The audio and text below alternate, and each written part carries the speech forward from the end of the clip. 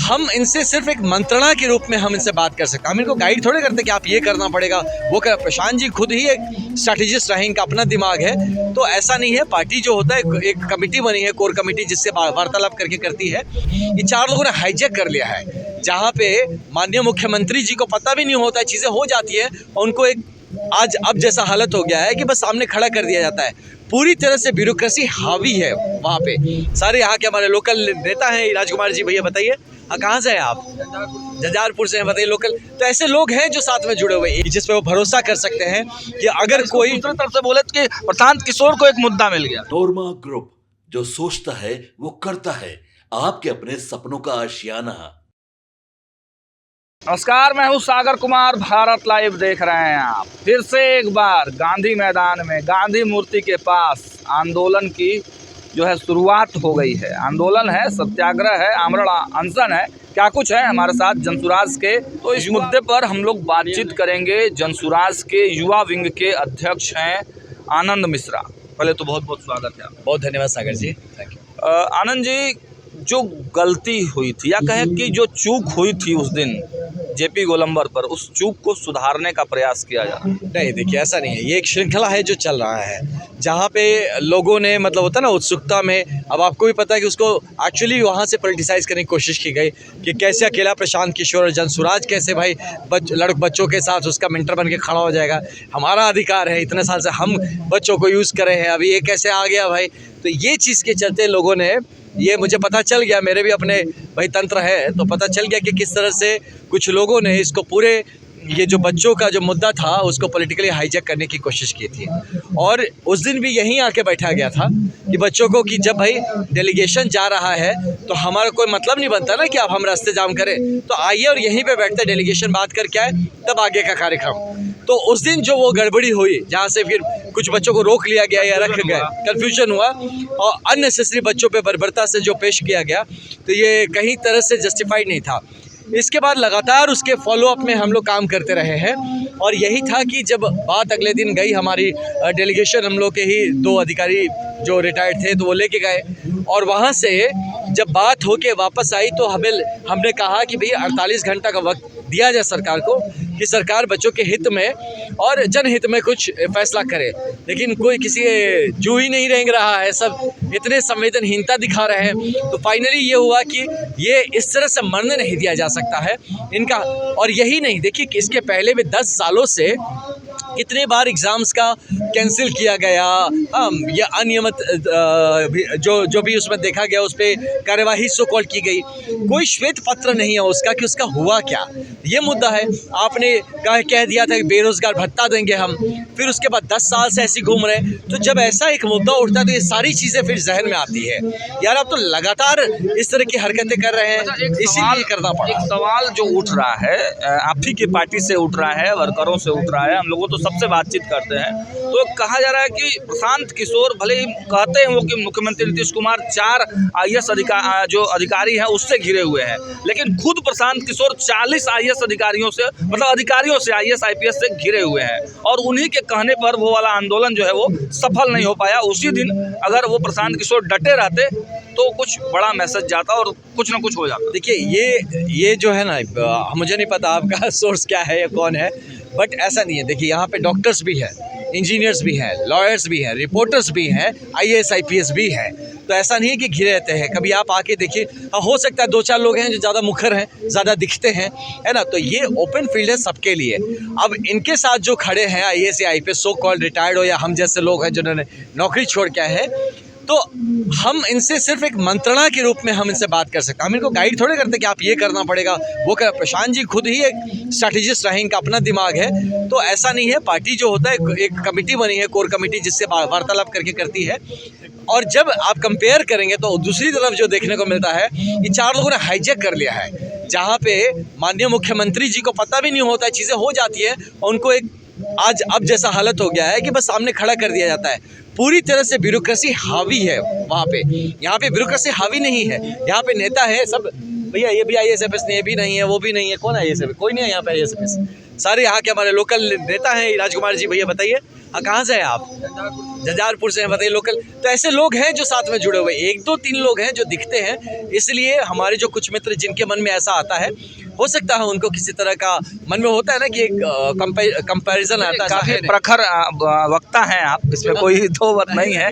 लेकिन जो सियासत एक तरह से कहिए कि बिहार का सियासत शुरू हुआ है, उसमें प्रशांत किशोर का एक नाम जो चल रहा है, तो क्या अब युवाओं के नेता के तौर पर प्रशांत किशोर जाने जाएंगे, जो इतने दिन से दूसरे चीज़ों पर अटके हुए थे? पलायन की बात की जा रही थी, रोजगार की बात की जा रही थी, अब एक अच्छा जो है जो कि मुद्दा मिल गया है प्रशांत किशोर को या जनसुराज को, इससे लगता है कि सीएम तक का रास्ता खुलता है। देखिए, ये प्रशांत जी को मुझे लगता है बिहार का नेतृत्व के हिसाब से देखना चाहिए कि बिहार के नेता है और उसमें युवा एक बहुत ही अभिन्न अंग है। साथ महिलाओं का भी बात करते हैं, किसानों की भी बात करते हैं, पलायन की बात जो हो रही है युवाओं से ही जुड़ा हुआ है, शिक्षा की बात होती है, जो हमारे मतलब ओवरऑल डेवलपमेंट का ये आंदोलन तो आप केवल युवा और आंदोलन के समर्थक भी नहीं रहे हैं प्रशांत किशोर, तो ये अगर आंदोलन में वो कूदे हैं तो युवाओं के लिए कूदे हैं, तो युवा अब मतलब पूरी तरह से फोकस्ड है युवाओं के प्रति। ये ज़रूर आप कह सकें कि युवा जो है उनको एक अपना चेहरा मिल गया, एक बड़ा भाई मिल गया है कि जिस पे वो भरोसा कर सकते हैं कि अगर कोई दूसरी तरफ से बोले तो कि प्रशांत किशोर को एक मुद्दा मिल गया। देखिए, अब इसको देखने का अलग अलग नज़रिया है, लेकिन ये समझिए इस बात को कि ये क्यों, मुझे भी किससे कोई पूछ रहा था कि पॉलिटिकल कर रहे हैं क्या, तो जब युवाओं को सरकार ने ये किया है, सरकार तो भाई पॉलिटिक्स ही चल रही है, सरकार तो पॉलिटिकल चल रही है, और इस तरह से अगर हमारे युवाओं को बरगलाया जा रहा है या उनकी बात को ठीक से सुना नहीं जा रहा है, उनको पॉलिटिकल प्रोटेक्शन कौन देगा? वो कोई नहीं खड़ा होगा, उसका पॉलिटिकल सब अपना मतलब उसका माइलेज के लिए हम लोग खड़े हुए एज ए मेंटर उनके लिए पहले, लेकिन जब बात पॉलिटिकल जा रहा है, तो जब पॉलिटिकली उनको हरास किया जा रहा है, तो उनको पॉलिटिकल सपोर्ट, पॉलिटिकल मेंटरशिप और पॉलिटिकल प्रोटेक्शन देने के लिए जनसुराज पार्टी खड़ी है। लेकिन हम इसका पॉलिटिसाइजेशन नहीं यकीन करते, हम सोल्यूशन खोज रहे, इसका हल बार बार मांग रहे। आज आके यहाँ नीतीश जी हल दे दे, आज ये खत्म हो जाएगा, हम तो ये उनमें क्या ऐसा जिद पकड़ के बैठे कहा तो जा रहा है ना कि बच्चों को भड़का रहे हैं, और सबसे बड़ी इंपॉर्टेंट बात है कि कानून आप लोग कह रहे थे कि हम लोग नहीं तोड़ेंगे, हालांकि उस दिन भी बैरिकेडिंग टूटे हैं और आज भी प्रशासन के तरफ से अब तो डीपीआरओ के माध्यम से नोटिस भी आ गया प्रशांत किशोर को कि आज फिर एफआईआर हुआ है, और कहा जा रहा है कि पिछले 7 सालों से गर्दनी बाग में धरना होता है, आप लोग अनऑथराइज यहाँ पर बैठे हुए हैं, कभी भी पुलिस टांग सकती है। देखिए, अब जिसको जो कर सकते हैं वो कर ही रहे हैं, और ये जो गांधी मैदान है ये सबके लिए ओपन है। प्रशांत जी का ये था कि ये आमरण अनशन करेंगे, फास्ट एंड टू डेथ करेंगे इसके लिए, और गांधी जी से बेहतर कोई इसके लिए हमारे लिए एग्जाम्पल नहीं हमारे इतिहास में। तो गांधी जी के मूर्ति के नीचे वो पहुँचे, मुझे भी नहीं पता था, मैं भी नहीं था, तो यहाँ पे वो अकेले आए, 2-4 लोग के साथ आए होंगे। जब पता चला भाई प्रशांत जी कहाँ हैं, तो वहाँ वो बैठ गए जाके। बच्चों, पॉलिटिकल एक्सपेक्ट भी है कि गर्दनी बाग में उतना माइलेज नहीं मिलता, यहाँ गांधी मैदान में वो माइलेज मिलेगा, पूरे देश स्तर तक मैसेज। जिस बात को माइलेज कह रहे उसको सुनवाई का शब्द दिया जाए कि वहाँ गर्दनी बाग में बच्चे बैठे थे ना 12 दिन से, कौन सुन रहा था? कोई सुनवाई नहीं है। तो अगर आप सुनेंगे नहीं, आप सोच रहे हैं उनको बच्चों को हम पैक कर देंगे, 2 गेट, एक गेट इधर, एक गेट ताला बंद कर दीजिए, आप अंदर आप जो मर्जी करते रहिए, का शब्द दिया जाए कि वहाँ गर्दनी बाग में बच्चे बैठे थे ना 12 दिन से, कौन सुन रहा था? कोई सुनवाई नहीं है। तो अगर आप सुनेंगे नहीं, आप सोच रहे हैं उनको बच्चों को हम पैक कर देंगे, 2 गेट, एक गेट इधर, एक गेट ताला बंद कर दीजिए, आप अंदर आप जो मर्जी करते रहिए, बाहर किसी को जू भी नहीं रखता, किसी को नहीं पता, मीडिया को भी शायद न जाने को मिले, बच्चे अपने अंदर से ही फेसबुक लाइव कर रहे हैं एंड ऑल।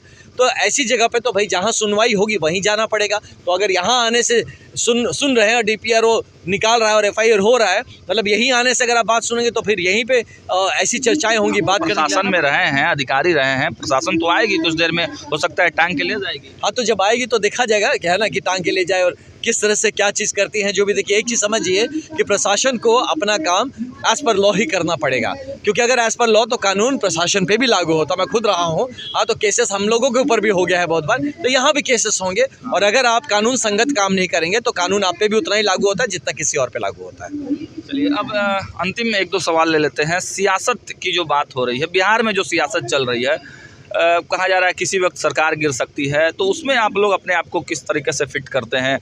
आप लोगों पे भी सवाल उठते हैं, कोई कहता है भाजपा के एजेंट हैं, कोई कहता है राहुल गांधी भेजे हुए हैं आप लोगों को।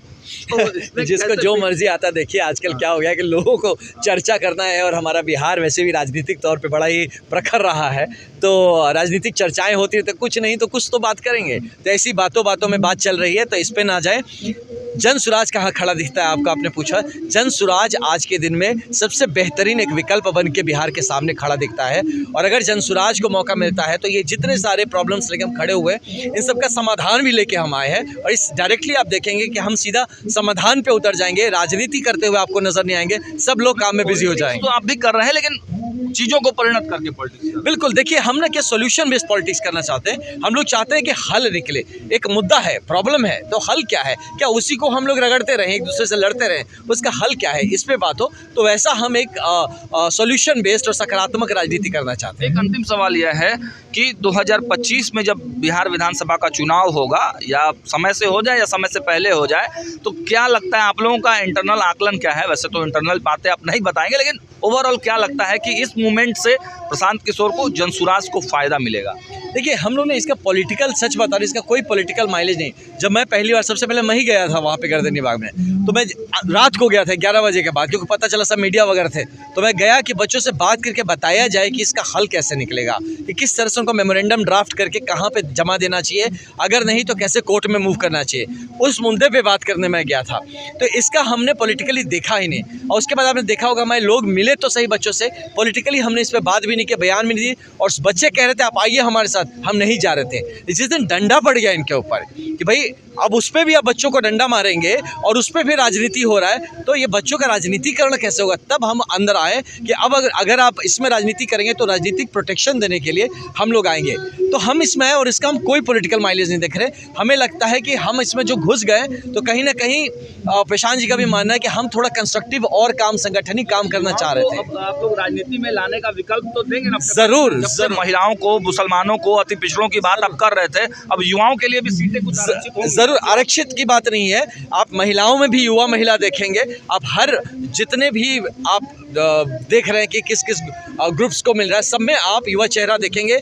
और युवा ही अपने हाथ में जब कमान लेगा, तभी एक बेहतर और बेहतरीन बिहार बन पाएगा। चलिए, तो देखा आपने आनंद मिश्रा, जो कि प्रखर वक्ता है, काफ़ी स्मार्ट तरीके से जवाब देते हैं और स्पष्ट रूप से। देखिए, भले ही इसके सियासी समीकरण या सियासी बातें कोई ना बोले, लेकिन ये तो ज़रूर है कि गांधी मैदान में, ऐतिहासिक गांधी मैदान में, जिस जगह से जेपी ने आंदोलन की शुरुआत की थी, जिस आंदोलन के रूप में लालू और नीतीश दो धड़े निकले जो आज तक बिहार के राजनीति के केंद्र बने हुए हैं, तो ज़रूर जब प्रशांत किशोर यहाँ पहुँचे हैं तो एक बड़ी राजनीतिक बिसात तो ज़रूर बिछी है। आने वाले समय में ये देखने वाली बात होगी कि इस राजनीतिक बिसात का फायदा कितना प्रशांत किशोर और जनसुराज को मिल पाता है। फिलहाल इस वीडियो में इतना ही। आपके सपनों को हमने सजाया है, ई होम्स पैनोरमा को हमने बनाया है। ई होम्स मेरा एक सपना था, जिसपे मैं पिछले 4 साल से काम कर रहा था। हमने जो बनाया है वो सबने है माना। ई होम्स पैनोरमा में हो आपका भी आशियाना। और फाइनली हमने 2021 में इस प्रोजेक्ट को लॉन्च किया। बहुत लोग अप्रिशिएट कर रहे हैं कि पूर्णिया जैसे शहर में, बिहार के, एक तो बिहार की बात करें, उसमें भी पूर्णिया जैसे छोटे जगह में इस तरह का लाइफस्टाइल देना, ये सुन के हम लोगों को बहुत अच्छा लगता है। ई होम्स में हमने कुछ और भी किया है, जैसे हम जिस जगह में रह रहे हैं, हमारे फैमिली सिक्योर हो, उनको सिक्योरिटी का ध्यान में रखा है। आपकी सुविधा और सुरक्षा आपके लिए खास है, ये आपका विश्वास है। इसमें आर्टिफिशियल इंटेलिजेंस का 7 लेयर सिक्योरिटी का हमने इस्तेमाल किया है। लस ग्रीन कैंपस को बनाया है। यदि हमारा बाउंड्री वाल है तो वो वर्टिकल गार्डन है। ये जितनी भी फैसिलिटी होता है एक इंटरनेशनल टाउनशिप में, ई होम्स है, ये हम लोग विश्वास नहीं कर पा रहे हैं। जो भी हमारे मित्र, दोस्त या जो भी हमारे बाहर के बाहर आते हैं, तो हम लोगों को बहुत अच्छा सुनने को मिलता है और बहुत अच्छा क्रेडिट मिल रहा है। वो सारा हमने सिर्फ एक बिल्डिंग नहीं बनाया, हमने एक बहुत अच्छा लाइफस्टाइल दिया ई होम्स में, और मेरा एक सपना था जिसको मैं आज फुलफिल होते हुए देख पा रहा हूँ। ये आपका आवास है। ई होम्स पैनोरमा में अब आपका निवास है। E Homes Panorama, luxurious lifestyle redefined. Panorama group, जो सोचता है वो करता है। अगर ये वीडियो पसंद आई और वह बिहार के राजनीति और बिहारियत से सरोकार रखेनी, तो सब्सक्राइब बटन दबा के चैनल के सब्सक्राइब कर ली। ओजे एगो घंटी बा, ओकरा बटन दबा देला से कुल सटीक और मारक खबर रुआ मुफ्त में मिल जाई। अगर रुआ पत्रकारिता के हमनी के नया प्रयोग में सहयोग कर चाहतानी, तो ज्वाइन बटन दबा दी। पेटीएम नंबर नोट कर ली 938681